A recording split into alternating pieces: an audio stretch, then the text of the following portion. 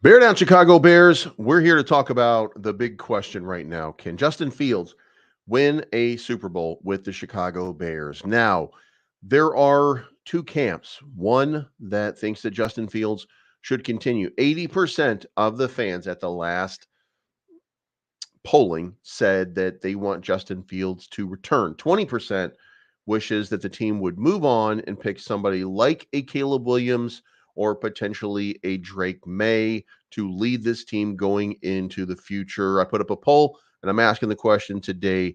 Do you think that Justin Fields can lead this team to the Super Bowl? I'm going to give you statistics today that will tell you that what you should be seeing is absolutely. What people who are fans of football should be seeing is absolutely. However, I'm also going to show you that winning that Super Bowl, that's something entirely different.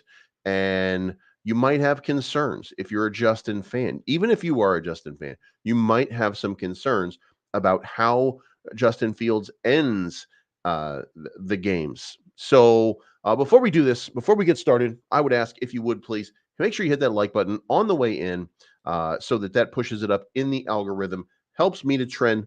And we're answering questions, or we're asking the questions today about Justin Fields to see what would happen. So, Raymond, get the team built up around him. Yes, he can win a Super Bowl. I would agree. Lord Crimson, good morning. George Clark, good morning. Can he win, or can the Bears win with him? So I think the question is, can Justin Fields? I mean, that is the question. Um, uh, but the important question is, can he lead the team to the Super Bowl? It's not can he win. Um, and I do think that it's not untoward to say that Justin Fields can take any team with a good supporting cast and a good cast of characters around him, and he's going to take them to a Super Bowl if the odds are ever in his favor. However, there are questions and there are concerns. Most of the concerns would be on the offensive line. I would posit on the opposite side. Take away Dan Feeney, take away Lucas Patrick, who were not great at the center position, and you have Nate Davis and you have Darnell Wright on the right side, and then you had for much of the season Braxton Jones and Tevin Jenkins. Um, we did use Larry Borum as a backup, and that did not go very well. But let's be honest here: this is not a horrible offensive line. This was an okay offensive line. What we did see, however, is we saw a regression. Somebody made a very interesting comment, and that very interesting comment was Justin is very slow to make decisions and very slow to pick up the reads. And that would be a fair enough assumption. However, it wasn't like that in season one. It only became like that in seasons 2 and 3 for Justin Fields. So now that begs the question, because to hear somebody who wants to move on say it, they would say, well, hey, Justin Fields is slow to make reads, et cetera, et cetera. Well, yeah, but he wasn't. He wasn't in Ohio State either. Something changed dramatically from his college career to and season one to seasons 2 and 3. And the only difference at that time, aside from the change of the head coach, is the offensive coordinator at that same time. So I do want to say that I'm not anti Justin. I'm not pro Justin. I am pro Chicago Bears. But I think that Chicago gets the best chance to win long term with Justin Fields. That would be my opinion. And it is based on the product that I see, despite the problems that are prevalent. And look, one of the guys, for those of you that don't know, I'm originally from Louisville, Kentucky. One of the famous quote unquote sons of Louisville, Kentucky is a quarterback, and you might know him. He's a Hall of Famer, and his name is Phil Simms. Two-time quarterback, two-time Super Bowl winning quarterback for the New York Giants. Phil Simms has a son. His son's name is Chris Simms. I would implore you and urge you to go look at this video. By the way, we've got a little change to the channel today, but I would urge you to go here. This is called Chris Sims from SCHGO Sports. and it came out about 10 hours ago, and it's Chris Sims details the perception around Justin Fields and the Chicago Bears. He was very specific in what he said, and what he said was absolutely fascinating. What he said was, my perception of Justin Fields has only gone up in the 3 years that I've seen him in the league, because I've seen him, struggle, but then I've seen him come through and start making the plays that he wasn't making before. I've seen him improve every single year. I've seen him continue to get better. And I think that Justin Fields is a very good and potentially top 10 quarterback in this league. Is he Patrick Mahomes? Is he Josh Allen? Obviously not. He has a different skill set. He is the best running back quarterback. He's the best running quarterback in this league, and it's not even close. And that includes Lamar Jackson. And that being the case, this guy offers you something that you do not get in other players. Make sure you hit the like button on the way in. So, in order for him to get to that level, though, there's got to be a support system behind him. And I think at this point, and this is Chris Sims saying that he thinks that the Chicago Bears probably, based on insiders around the league, that the Chicago Bears would likely move on to somebody like a Caleb Williams. And he thinks that it would be a shame because this is a guy who could potentially be that sort of top 10 guy. Now, he will never be the kind of player. He will never be the kind of player that some of these other guys are. And that doesn't mean that they can't win with him, because let's face it, there aren't 32 Patrick Mahomes in this league. There aren't 32 Josh Allens in this league. There just aren't. There are only a few. So there will be a few people that are quarterbacks that everybody's going to aspire and wish they were. But you do have to work with what it is that you have, and you have to find a way to make this successful. And Chris Sims thinks that, maybe a new start is what's going to end up happening, but that he really likes Justin Fields. But again, he thinks that they probably will move on. So, and I, I don't, I don't think that he's a better runner than Lamar Jackson. And I think that Chris Sims was obviously not thinking about Lamar Jackson when he said that. But in the event that Justin Fields is number 2 in that regard, he's still better than everybody else in this league, not named Lamar Jackson. Lamar Jackson, however, despite that I am a Louisville fan, despite that I am from Louisville, Lamar Jackson presents a whole other series of problems, um, in that, he doesn't show up in the big games. I mean, something about the way that he, conducts himself. This is, I don't know that he's going to ever have. And Rafa says that Josh Allen is a better runner, and that is just nonsense. But okay, I mean, you're entitled to an opinion. He just doesn't do it as often, right? Then he's not a better runner, or then you're saying, and just to defend. And I don't want to be the guy that defends Justin Fields, because Justin Fields is still full of flaws. But if you're saying that he doesn't do that, then that means that the coach is not coaching to his skill set. If Josh Allen is a better runner, then what you're really saying is that there is a coaching problem, because you're not taking advantage of the talents that the person has. Because let's face it, Josh Allen's not in the Super Bowl. Still not in the Super Bowl. So if you're saying that the play caller is inadequate and that they're not calling enough running plays for him, okay, sure. I mean, we can go for that.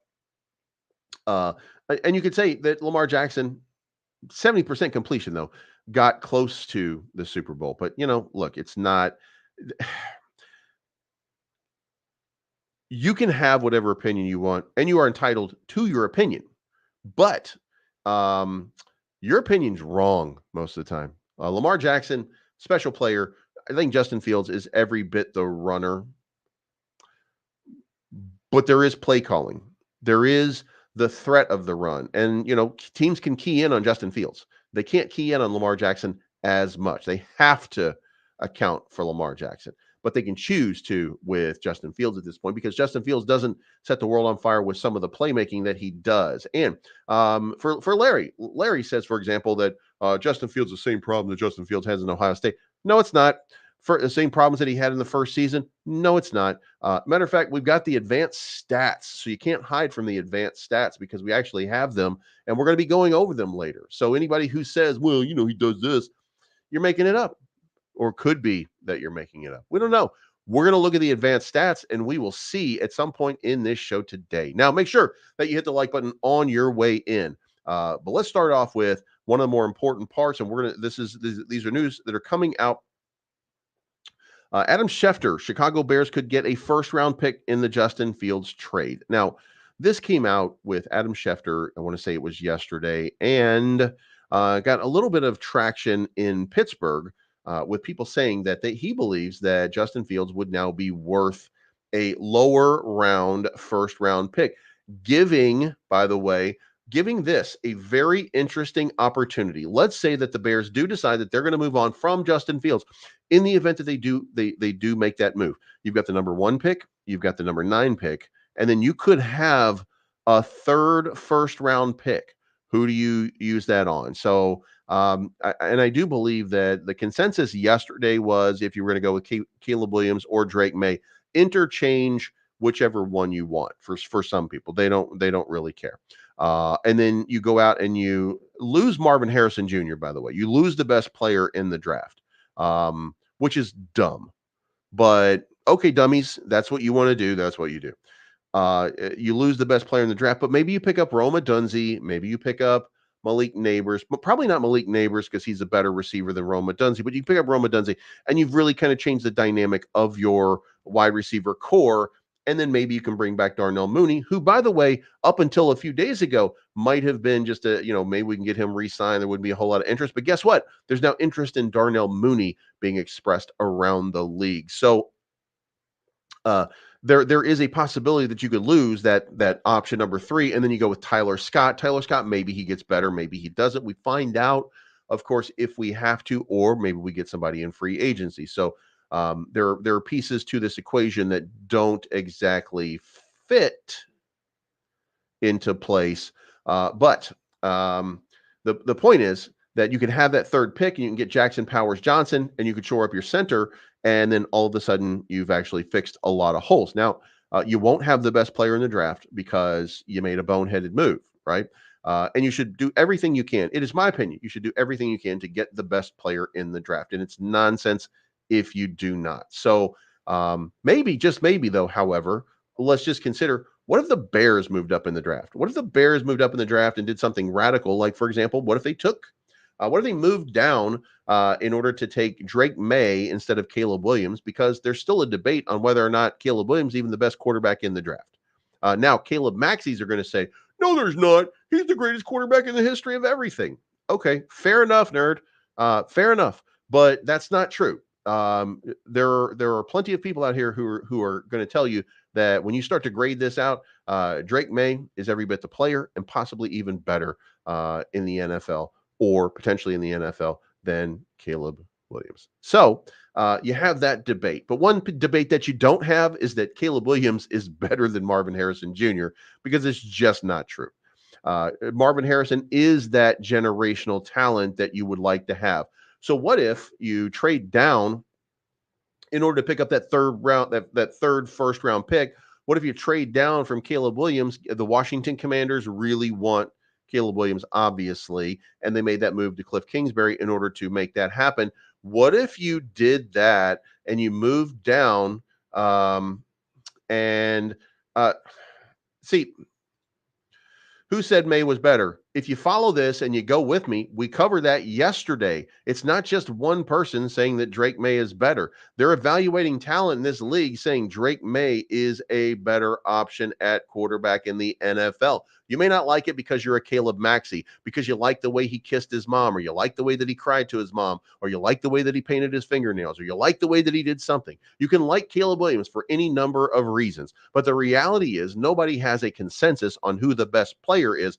And people who are watching the NFL, pros out here, are telling you that Drake May is every bit the player as Caleb Williams. So you trade down from the number 1 to trade to number 2. So let's say you pick up Drake May, and with that, you got another number 1 pick. Well, what if you then took that number 9 pick and you tried to move up there and you gave up that number one pick down the draft in order to get to the number 3 or 4 position, took your shot on either Marvin Harrison or Malik Neighbors. What if you made that move? Maybe that makes you a little bit better. So um, there are plenty of different options there that you could go through. Make sure you hit the like button on the way in and keep the conversation going. Do you think that Justin Fields is going to win the Super Bowl? We're going to look at some stats. We're going to look at advanced stats later on. They're going to tell you whether or not Justin Fields can he win the Super Bowl, or can he get you to the Super Bowl? I mean, that's the important thing. And I think the important thing is, if you can get to the Super Bowl, you got a shot. You have a chance because you've beaten every other team in order to get there, except whoever your opponent is. So there is some questions about that. Now, moving on from this, we have another one. Commanders are gearing up for Caleb Williams, but will the Bears comply? Are they going to bite on the bait? Now, the future of the Bears organization firmly rests in their hands. When a team has a number 1 pick, they control how everyone else drafts. There's no question that USC Caleb Williams is a consolation prize every team wants to receive. He's a generational talent with incredible off-script playmaking abilities and off-platform throwing abilities similar to that of Patrick Mahomes. And that could be correct. But generational talent, no. That's Marvin Harrison. Caleb Williams is a great player. Drake May is a great player. Caleb Williams is the generational talent here. So, and the Bears are the only team with the outright ability to make him their next signal caller, unless, of course, they're pulled in a different direction. The Washington Commanders need a quarterback. When they benched Sam Howell at the end of the season, they made their feelings about him clear. They're not comfortable with him being their mainstay quarterback. They also hired former Dallas Cowboys defensive coordinator Dan Quinn to be the team's new head coach, opening the door for Quinn and his staff to find a new signal caller for the team. And to help with that, the Commanders made a very curious hire, bringing in USC quarterbacks coach Cliff Kingsbury to be their offensive coordinator. Kingsbury pulled his name out of the running to be the Raiders offensive coordinator, which was a head-turning move on its own, seeing as Antonio Pierce and Kingsbury have a strong relationship. Most thought Kingsbury would be the Raiders' next offensive mind. So he ended up going to the Commanders, leaving the Commanders with that opportunity. So the second closest draft pick to Williams, Kingsbury flipped the switch to the USB quarterback in D.C. Does that mean the Commanders want to draft Williams? Maybe it's not their main reason, but yes, the Commanders would prefer to have Williams. Kingsbury in the past has gushed over Williams, but that can mean one or two things. Williams is the best player he's ever coached since Mahomes, or he's good at his job and can coach up any quarterback, no matter who it is. Either way, with new owner Josh Harris behind the Commanders franchise, they will likely send general manager Ryan Poles' offer too difficult to refuse. So then that becomes the question. And then could you, in the event that you are interested, could you parlay that move into a bidding war with the New England Patriots? Let's find, you're going to find out very soon how shrewd Ryan Poles is. Again, a very loud minority of fans do want to see Caleb Williams come here.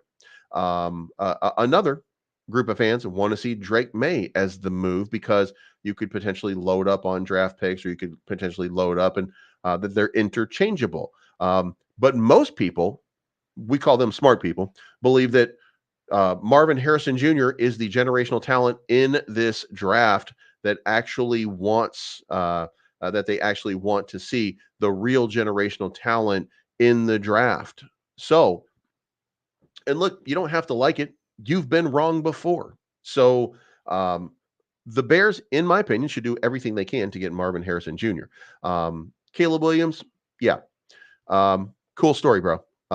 Drake May, yeah, interesting. But the generational talent here is Marvin Harrison Jr. Now, the need of teams to take a quarterback, that is the underlying sentiment, the underlying factor. And let's face it, it's the vanity position that wins games for you. So you need somebody who can win games. I posit that Justin Fields can do that.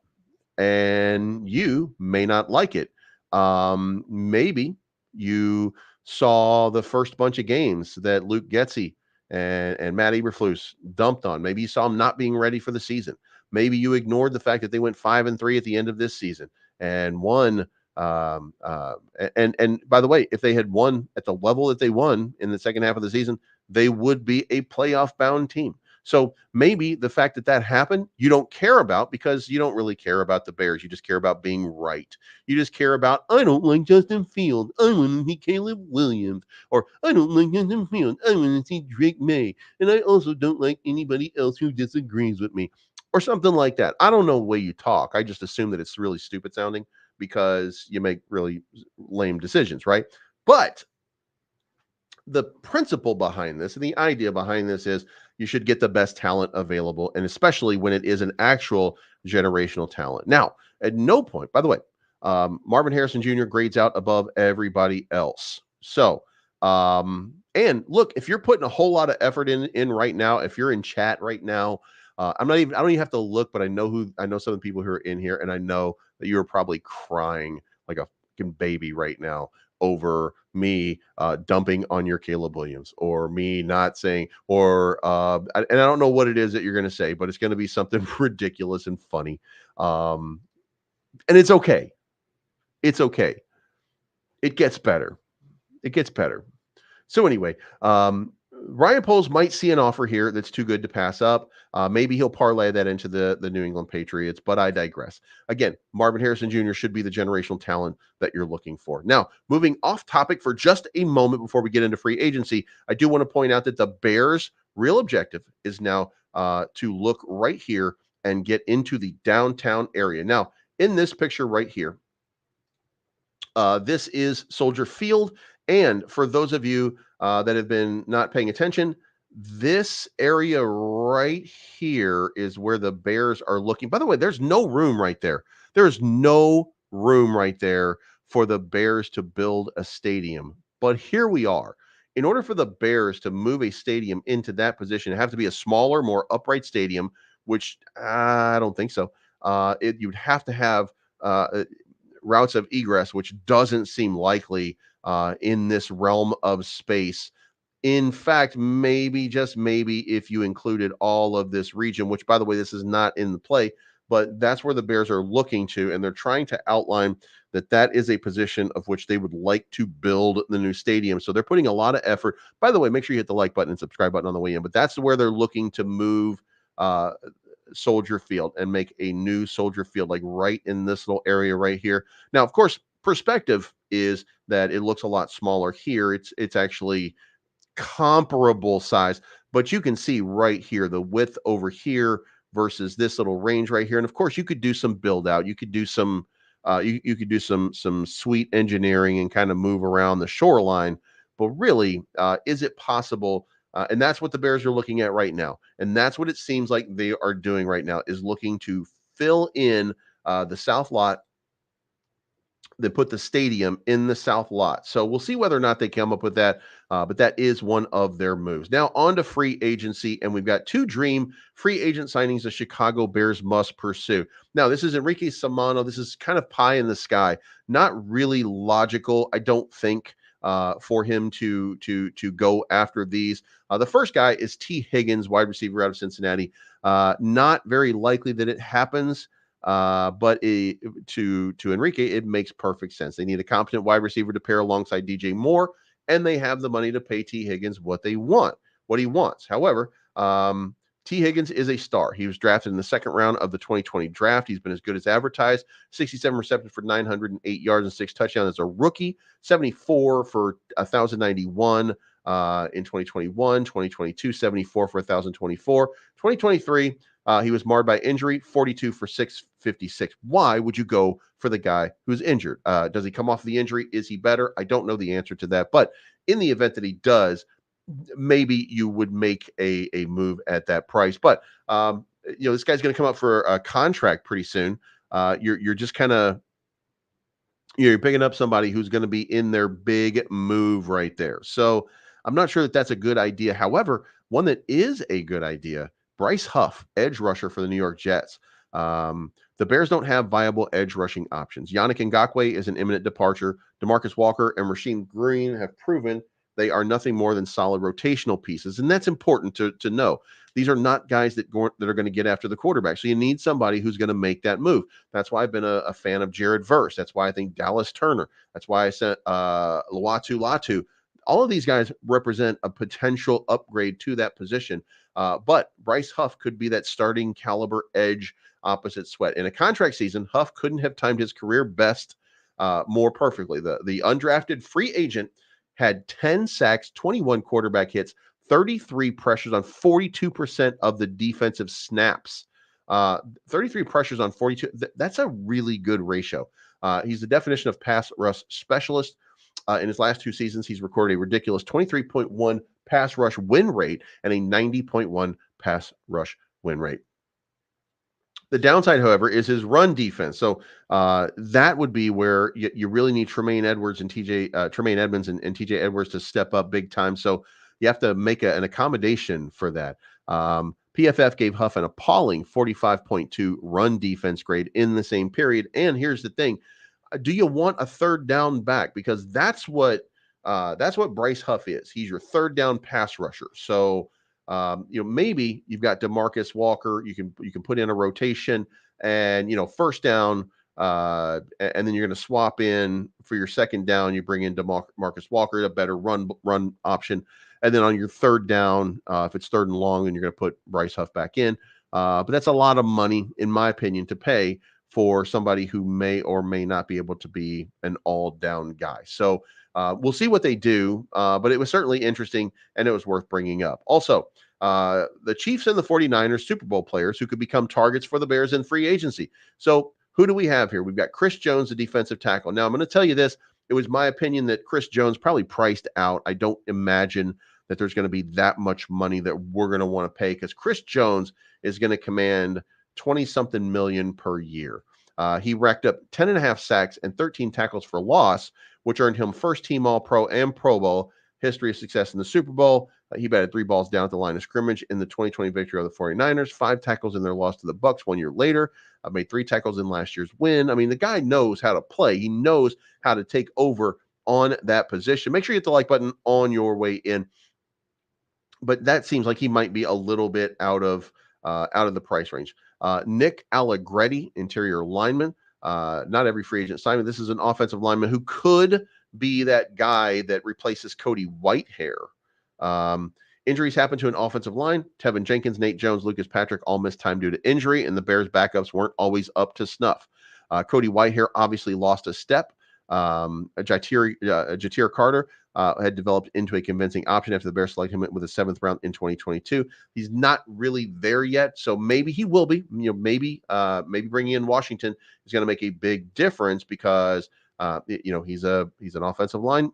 Maybe he's a guru, and maybe we see a little bit better performance there. But you should at least consider that somebody like Nick Allegretti would be a good option. Then you have Mike Edwards, the Chiefs safety, and Eddie Jackson, $18 million. And here you have it. His leadership and communication in the back of the defense alone could be worth $18 million cap hit, but a nagging foot injury has cost him the better part of the last 2 seasons. You probably want to save the cash on this. If he does, Edwards, and by the way, could we have any more Edwards on this team? We've got Edmonds, we've got Edwards. Like, this entire team was just going to be made up of Edwards at some point pretty soon. If he does, Edwards has emerged as a reliable option for the Chiefs this season. He started at free safety since Bryce Cook went out with an ankle injury, and has limited opposing quarterbacks to a 48% completion rate when targeted. He also has 8 interceptions, 5 fumble recoveries, 1 forced fumble, and 4 defensive touchdowns over his 5-year career. So he can grab you an interception or 2. And he does seem to be a ball hawk in many ways. 8 interceptions and 5 fumble recoveries in 5 years. That actually is a lot. So he would fit in with the Bears' style of getting the ball. Then you have Chase Young, defensive end. We've talked extensively about Chase Young. Problem is, Chase Young's probably going to want as much money as Montez Sweat, and that's $25 million. And here you go. Chase Young has looked out of sorts through the postseason. Injuries has kept him from reaching the full potential. When he won the Defensive Rookie of the Year in 2020. His athletic traits are still tempting, and it's not unthinkable that the Bears would consider bringing him in on a small short-term deal, but no big market emerges for a serve. So there's a possibility, a potential that you could bring him in and reunite him with Montez Sweat, but should be known that he's out there, and we could see what happens. Randy Gregory, since Yannick Ngakoue and Dominique Robinson are out, many folks have the Bears pick an edge rusher in the upcoming draft, but that wouldn't preclude them from adding another in free agency. Randy Gregory is a viable option. And then you have defensive tackle Sebastian Joseph Day. And by the way, he has a solid rotational piece. He played a career high 71% of the team's snaps, but for the most part, he's hovered around 40 to 60%. He has 11 sacks and 21 tackles for loss in 71 career games.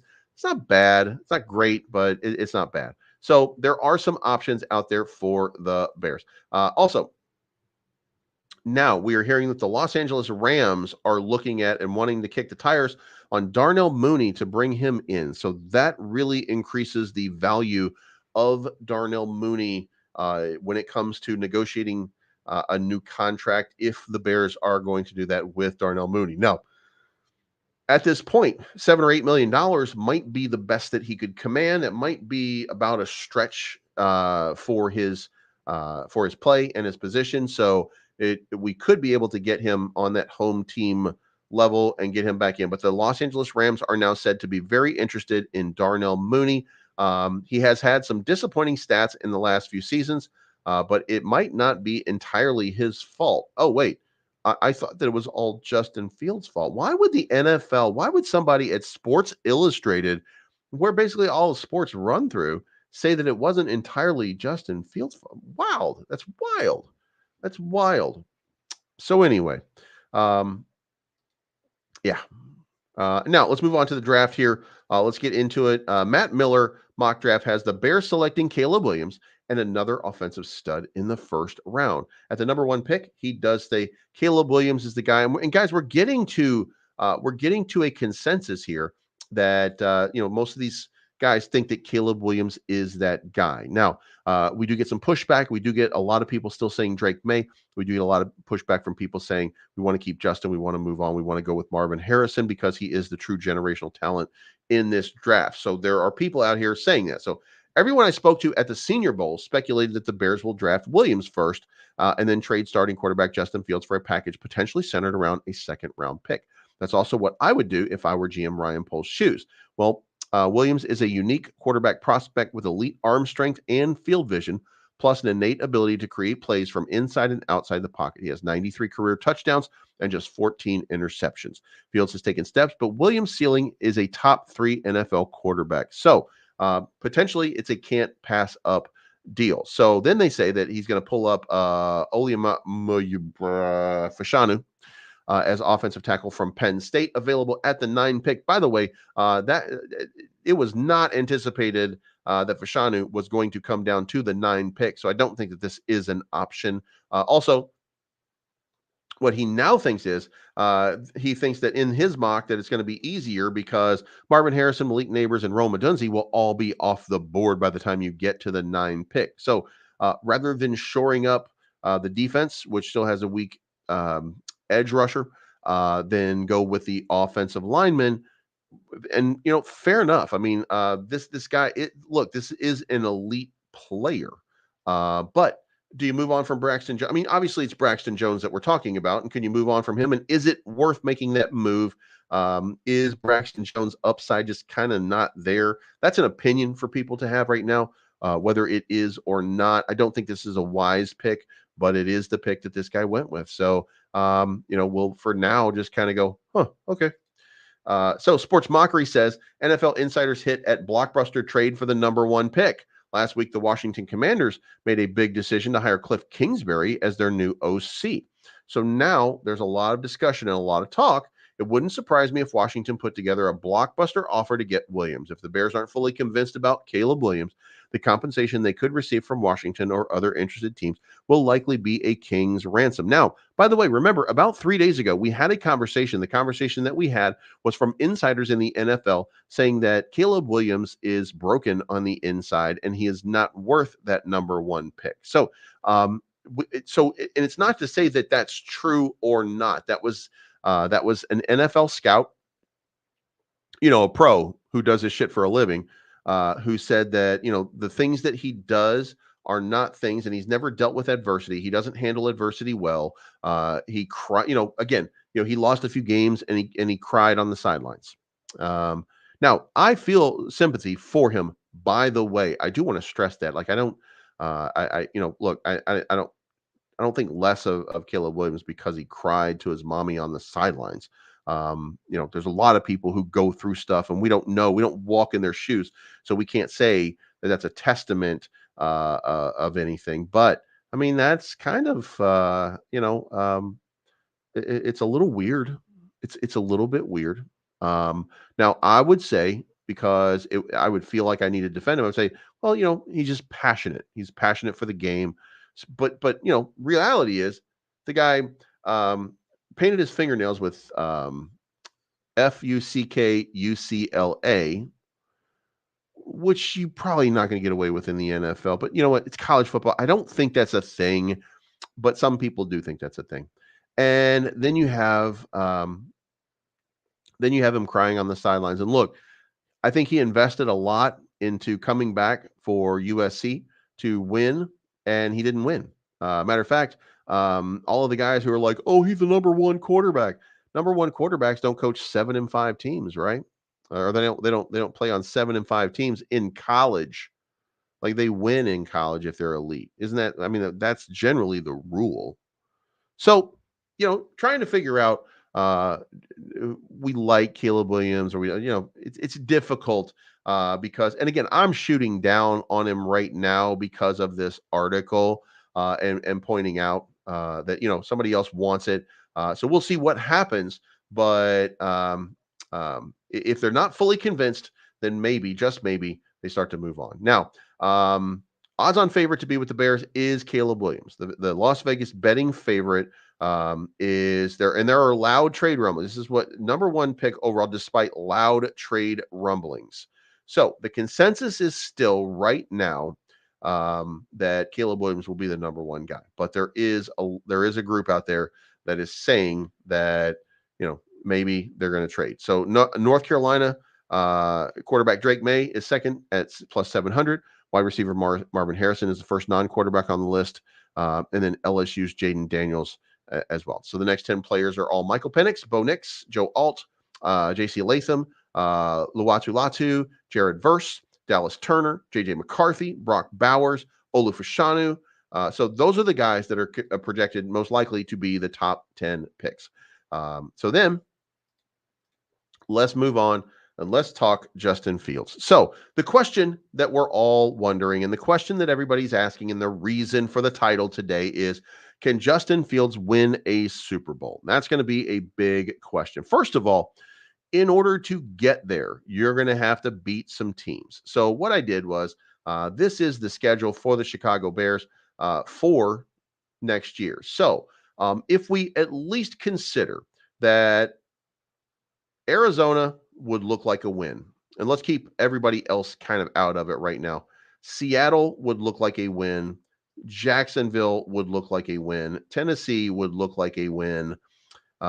Houston would look like a win. Indianapolis would look like a win. Carolina would look like a win. New England would look like a win. Washington Commanders would look like a win.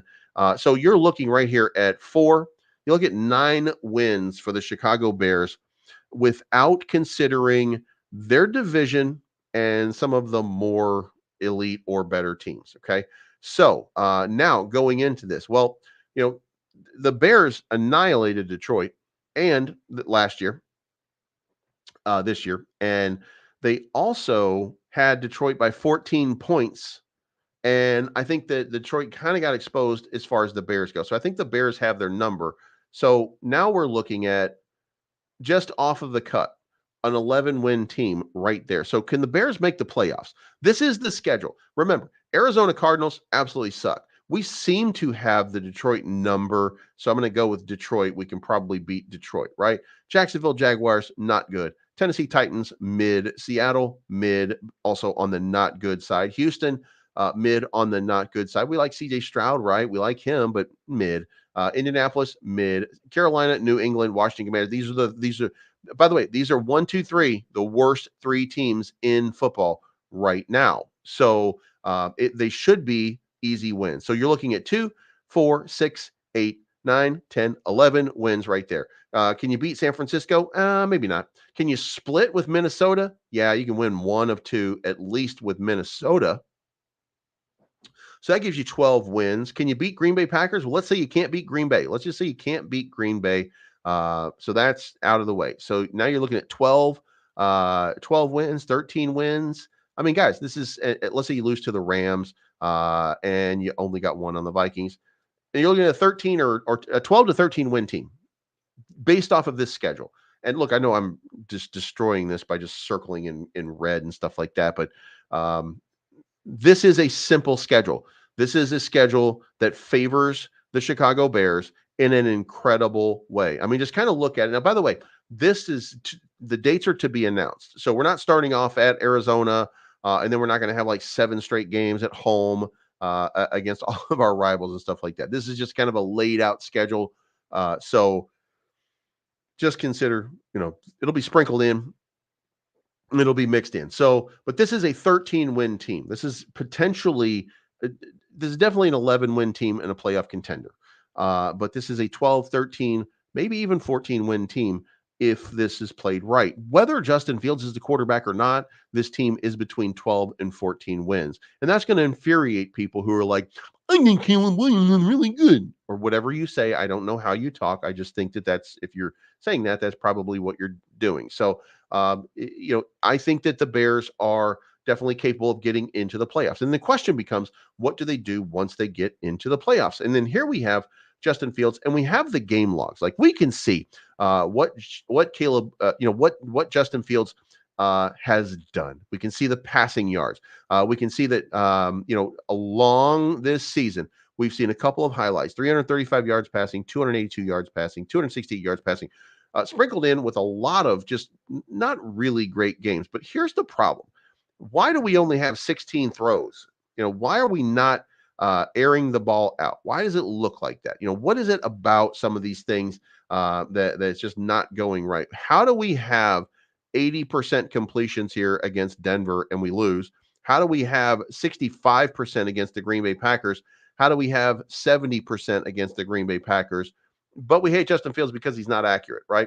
Maybe, just maybe, this has to do not just with the inaccuracy, but maybe the play calling suffers just a little bit. Just to posit a theory here to give you an idea. Now we're going to get to advanced stats now, but I just wanted to point out here the biggest problem that you have with Caleb Williams or with Justin Fields is you've got interceptions. Not interceptions were not too bad. You had 2 games with 2 interceptions. You want to slow that down. You want to fix that.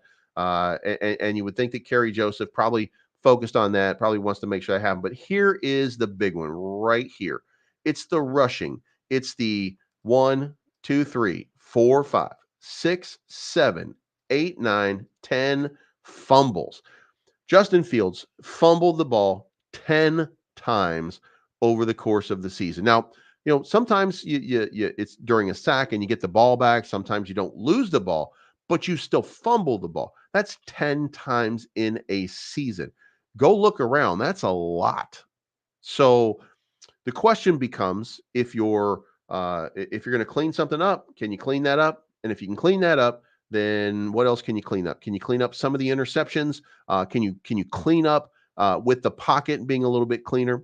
Can you clean those things up? That's the question that you're going to ask. My answer to this is going to be, yeah, of course you can. This guy is a much better player than what we've seen based on what everybody who's anybody who's watched these teams has said. Luke Getsy is just not playing to this guy's strengths. So if that's the case, then, and it might infuriate you, by the way, and that's okay. I like it when you're infuriated because then you click the like button or the dislike button. So make sure that you're doing that, by the way, on your way in here. But when you look at all the stats, then you kind of get the idea here that Justin Fields was maybe underserved and could probably do this. Now we're getting into advanced stats now. So the advanced stats are going to tell you a lot different a story, and you're going to see. It doesn't really matter. How he here we have. How well does Justin Fields play in September? Now it should be noted that the same person who has, and by the way, look at October, look at the quarterback rating. We're going to talk about the rating right here. 67% rating at the beginning of the season. Remember, they lost 4 games. They lost 4 games this year early on. And why is that? Because they weren't ready. The team, they weren't ready. So if they're not ready, then what is happening here? Well, rating is 67.7. October games, 120 rating. November games, 94 ratings. December game, 74.9. And then January games, 97.9. So I would posit that if we can get this guy to show up at each one of these games, we've got a quarterback with a high rating and a high capacity for winning games. If we can eliminate some of this early not getting ready BS that Matt Eberflus is notorious for at this point, and maybe this December dry spell, whatever that meant, then maybe, just maybe, we've got a much better guy. Now, it should be noted that the quarterback rating is pretty consistent across the board when you look at the teams that they're playing with a lean towards NFC versus AFC at 81.8. Admirable levels of performance, though. How does he play? Here we go. How does he play with the team ahead? This is where it matters, right? Is the defense better? And by the way, if you don't like Justin Fields, you're going to hate all of this, right? Because you're going to be like, no, I like somebody else, or whatever you say. Again, I don't know how you talk. I just assume you talk like real dumb sounding if you do that. But quarterback rating when you're ahead, 90. Quarterback rating when you're tied, 101.9. Did you see that? Did you see that? When your team is not struggling and when your team is performing and when you get ahead or when you're tied, you have Justin Fields coming through as a pretty elite quarterback. Huh. That's weird, right? Now, if your defense is not stopping anybody and you're playing from behind, what happens? Well, now you're struggling a little bit, and that's where your quarterback rating is 72.1. If you're ahead by 85 points, if you're ahead by 9 to 16 points, quarterback rating is 85.7. If you're ahead and it's close, 91, which means that he's better under the pressure of being ahead in a close game. For some reason, he performs and excels in a close game. When you're behind by a lot, 76, and when you're behind by 1 to 8, 75, almost interchangeable. So when you're playing from behind, you're not playing to Justin Fields' strengths. You're not allowing him to play his game. His game would be mixing in a lot of good runs along with the passing game, right? You're not allowing him to play his game. If you're not allowing him to play his game, what are you doing? Okay. Now, on grass, he's got an 84.8 rating, artificial 94.9, indoor 94.9, outdoor 84.8. Home and away, much better in home games. So, that doesn't mean that you're going to win them all, but road games 81.4. Number of pass attempts. Here we go. This is where it comes into play. This is a rating of 102, 1 through 10, 97.6, 11 through 20. That's the passing game that you want. You want some downfield, but guess what? Downfield has not been a strength. Now, look, you can look at Robert Tonyan dropping a pass. You can look at a number of different players who have dropped a pass, and you could fluff that rating just a little bit to say, well, it should be a little bit better. But you can make a fair argument here that there has to be some consistency. And if you cannot make a downfield throw, if you can't make those kind of throws, even though you can throw the ball a mile, if you can't make it, and if you're not accurate enough with those throws, then you do have a problem. So you've got to stretch the field. You've got to be able to stretch the field. Now, is that play calling or is that Justin Fields? And I would posit that it's at least both. But it would be fair to say that Justin Fields has got to get better with his throwing accuracy. And the question would be, can he do that?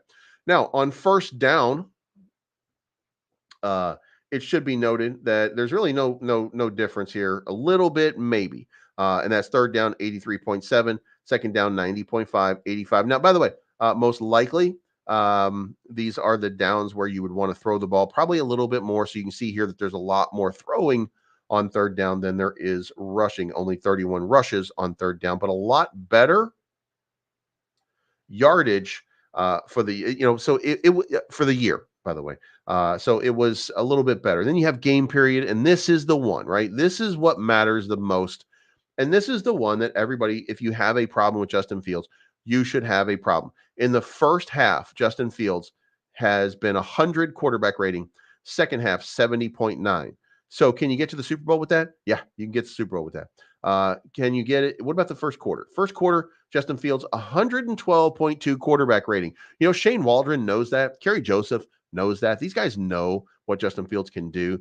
in these levels, 91.4 in the second quarter. So in the first half of games, Justin Fields, even though, by the way, we've seen the product on the field and we have seen that they don't score a lot of points. They have not scored a lot of points. Now, if you can't put your players in position to score, there's a problem. If you're not calling the game right, there's a problem. And when do you call the game when you're done with your scripted plays? After the first quarter. So I would posit Luke Getsy was calling a pretty good game with a 112 quarterback rating in the first quarter. From the second, third, and fourth quarters, you then have to adapt your game plan and your strategy. And what did you see from play calling and performance?